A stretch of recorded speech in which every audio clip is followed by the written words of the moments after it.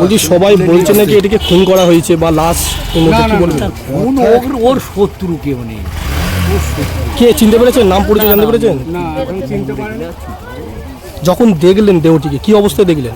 এই দেহটাকে দেখুন যে ফুলে গেছে, উঠে গেছে, এইটাই দেখুন।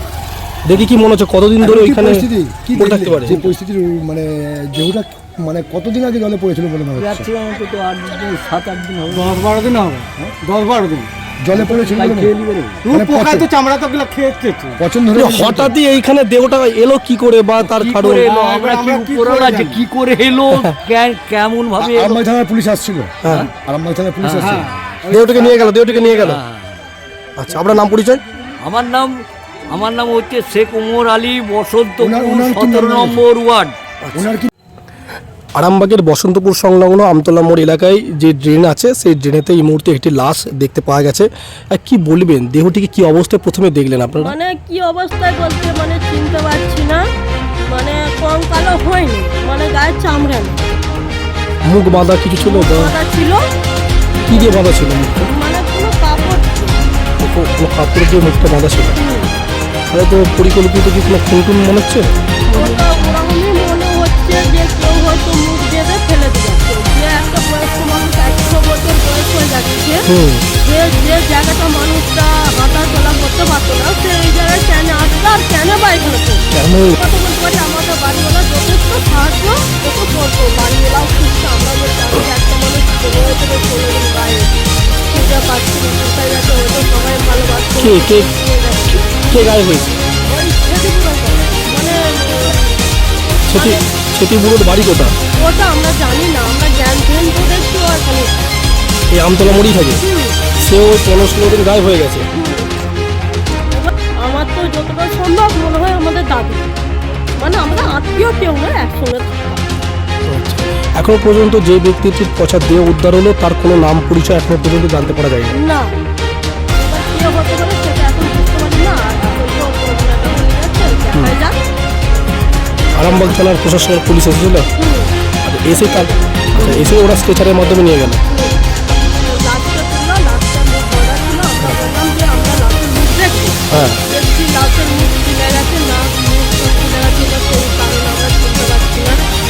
এবার হয়তো আমরা যাকে ফেলে রেখেছিলাম নাও হতে পারে। সেখানে বারবার দেখি কারুর লাশ, মানে কারুর মাথা পড়ে আছে, কারুর বাচ্চা পড়ে আছে ঘুরে, আবার কারুর দেখি লাশ পড়ে আছে। বলে যে কাজটা থেকে আমরা যাকে ফেলে রেখেছি আমার যতটা সম্ভব ওটা দাম সেটি বুড়ো তোমার নাও হতে পারে একটা অনুমানের ভিত্তিতে। যতক্ষণ না তদন্ত না হচ্ছে, পুলিশ এসে ময়না তদন্তের জন্য নিয়ে গেছে আরামবাগ থানার পক্ষ থেকে মেডিকেল কলেজ হাসপাতালে। তো তদন্তেই বুঝতে পারা যাবে কার দেহ, তাই তো? কিন্তু মনে হচ্ছে খুন বা পরিকল্পিত এরকম করেই মেরেছে। কেননা একটা মানুষের গলা থেকে দাগ আছে, গলা থেকে এতটা বাঁধা, মানে তাকে তো মানে যতটা সম্ভব মানে মুখে ফুকে জড়িয়ে মেরেছে, মানে ফেলে দিয়ে গেছে। যে মানুষটা বয়স্ক মানুষ, সে হাঁটতে পারে না, চলতে পারে না, তাকে ফেলে দিয়ে গেছে। কি মনে হলো জেঠিমা যে কতদিন ধরে এই দেহটি ওই ড্রেনেতে পড়ে থাকতে পারে? আজকে মানে আমাদের কেননা শীতকাল, গরমকাল হলে তো হাড় করে বেরিয়ে যেত, মানে ফুলে গেছে, এরকমই হবে 1 সপ্তাহের মতন ওকে বাঁধা ছিল। আপনার নাম পরিচয়? আমার হচ্ছে আজলি নাম টুম্পা পাত্র, টুম্পা রায় পাত্র। আপনার নাম? আপনার শুধু নামটা বলুন। আমারই পার্বতী রায়টা কে? পার্বতী রায় পাত্র, আমার দুটোটাই। আচ্ছা, কোথায় বাড়ি আপনার? এই মানে আমতলা বসন্তপুর মোড়। ঠিক আছে। শীতলা মাতা চাউল ভান্ডার, আপনার উন্নত মানের চাল কেনার নির্ভরযোগ্য ঠিকানা।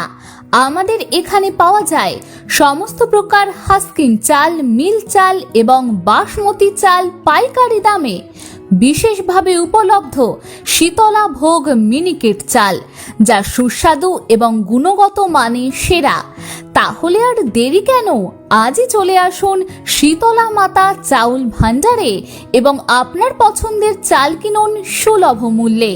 প্রোপাইটার মহাদেব নন্দী, ঠিকানা সুপারা মোড়, আরামবাগ, হুগলি।